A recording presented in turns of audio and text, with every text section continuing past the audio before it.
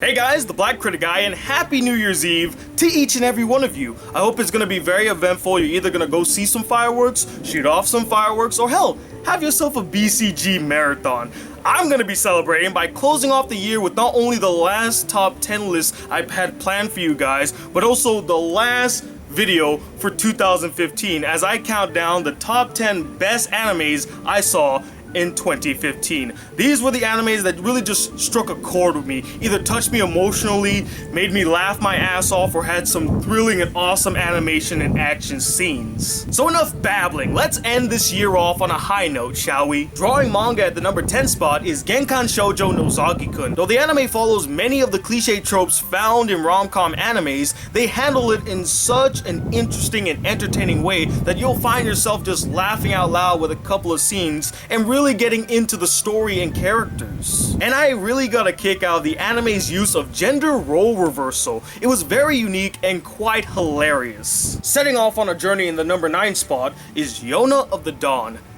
That opening theme, guys, is without a doubt the most epic opening theme I've heard all year. And you know what? Scratch that. It's my favorite opening theme I have heard all year. I can't get enough of it. Every time I hear that opening theme, I feel like embarking on a journey myself. But it's not just the opening theme that really stood out to me in this anime, but the characters, the story, it's all just so enthralling and interesting. This world is so expansive. I really liked how the show handled the main antagonist. He's not just some cliche villain out to get all the power in the world. No, he's much more deeper and complex than that. I really like the main character, Yona. Not only is she freaking beautiful, but she's very well developed and she grows throughout the series. And I just want to see more of this anime. Please, please, please make a second season of Yona of the Dawn. I want to go back to this world. Would you like some fries with my number 8 choice? The Devil is a Part-Timer.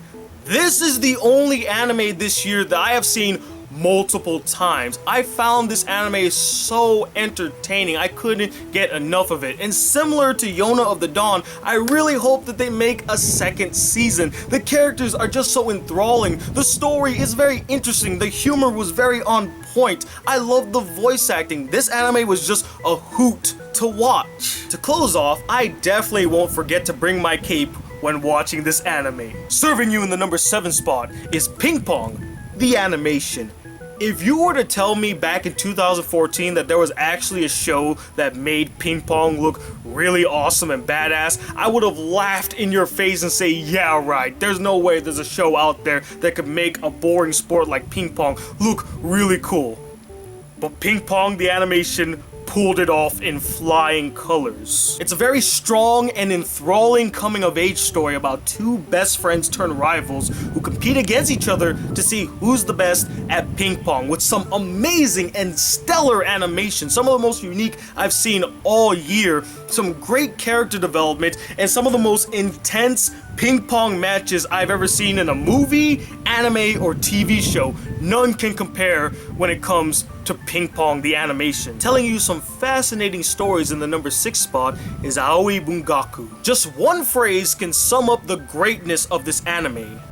They are evergreen because they are masterpieces.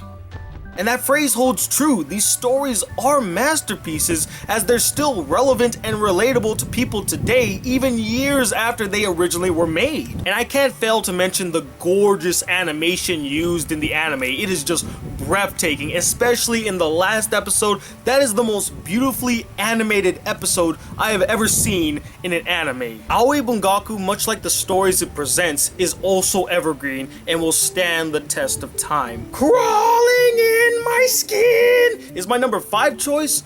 Parasite. Again, an anime with such a deep and engaging story with some fascinating and well-developed characters. I really love the fact that the story was not only willing to go to some very dark places, but it also presented itself not in a black and white fashion, but in a gray fashion. The lines are blurred, as the parasites aren't really the main antagonists of the series. They're just these sentient beings that are just trying to make a living, and they present that very well in the anime. Hell, in some parts of the anime, I actually felt bad for the parasites as they're being persecuted by mankind who fails to understand them. Parasite definitely has a very unique concept, and I highly recommend that if you have not seen it, to go check it out. It's fantastic. The Trace is on!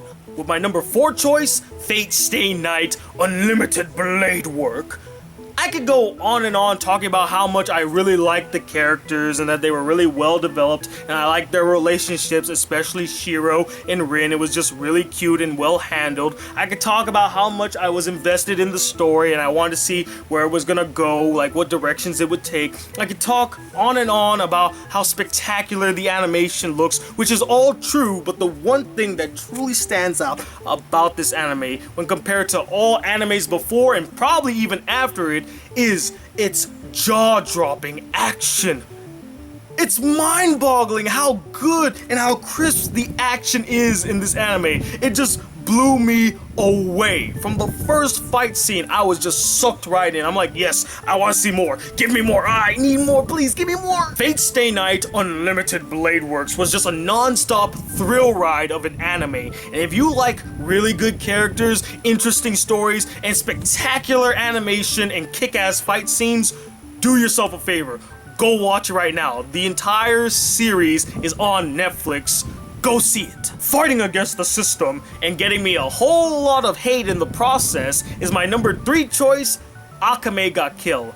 And I am not exaggerating when I say that this anime got me a shit ton of hate. A lot of people were really angry that I gave this anime a 5 out of 5, which is an epic masterpiece, the highest score you could ever get on my channel. People just didn't understand what I liked about it. They felt like I was being just a fanboy, a weeaboo, and I was being unfair with my grading system. And you know, if you feel like that, that's totally fine. And you know, this top 10 list may not change your mind on the fact, but I still can't get this anime out of my mind. The characters, the story, the animation, the action, how well they developed not only our heroes, but also our villains. That was so damn fascinating. S-Death was just as interesting and well developed as the main protagonist, Tatsumi, and I actually liked their relationship. Regardless of whether or not you personally agree with my thoughts on this anime, Akame ga Kill left an impression on me that I hadn't felt since the first time I saw Game of Thrones. It was willing to take chances with its story.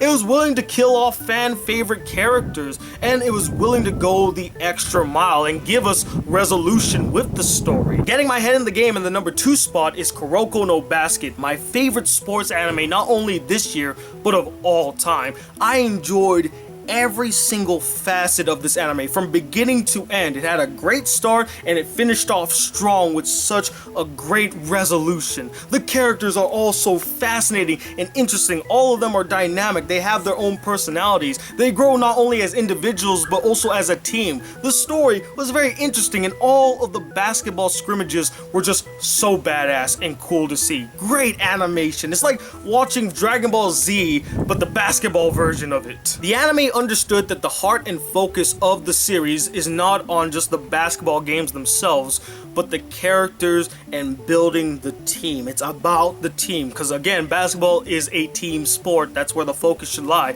and they really put 150% on it, and it truly shows. And now here we are at the number 1 spot, and I gotta tell you, it was extremely difficult choosing which anime would be number 1. I've seen so many great and fantastic animes in 2015 that at least half of the animes I mentioned on this list could have been number 1. But when thinking back to all the anime I watched and reviewed this year, I asked myself a series of questions. Which anime stood out at having the most spectacular animation? Which anime stood out with having the most memorable music? Which anime stood out with having the deepest story and characters? And which anime out of all the animes I saw this year had a perfect scene in it? And only one anime came to mind when I asked these series of questions, and that was Death Parade. This was the surprise of the year for me. I did not know what to expect from Death Parade, and then I ended up loving the hell out of it. The anime's many great stories run the gamut between deep, tragic, hopeful, inspiring, cute, and fulfilling, and all of them are so well told. The characters are fascinating, rich, and extremely well developed. From the main characters to the characters that only show up in one episode, you learn about their backstory, you learn about their personality, you learn everything you need to know about these characters. The animation is beautiful, it's colorful, it's energetic, it really captures the tone of the anime, as well as the anime's music. It could be cheerful and upbeat at one point, but it could be very sad and somber at another point. The anime is one of the few animes I ever seen that truly understood how to utilize the visual medium of anime to tell its story in a very gorgeous ice skating scene that just blew me away. With all of that said, plus the things that I didn't mention in this video but probably mentioned in my review, there should be no question as to why I chose Death Parade as the best anime I saw in 2015. And that, ladies and gentlemen, was my list of the top 10 best animes that I personally saw in 2015. And I would love to know what you guys thought about my list. Did you agree with it?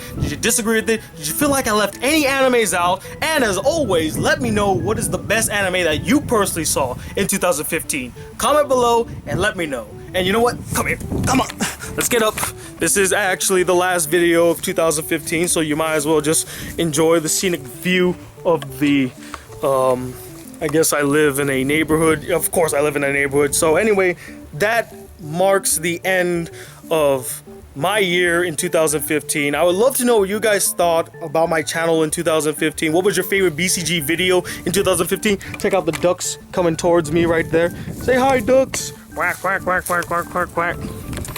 But anyway, so let me know favorite BCG video, your favorite moment of 2015, all that good stuff. And stay tuned tomorrow at 5 p.m. Eastern Standard Time for the first video of 2015 on my channel. I promise you, it's gonna be a good one. So until then, guys, if you'd like to see more videos on this channel and be a part of the Black Critic crew, please hit that subscribe button below. Like this video if you like these ducks.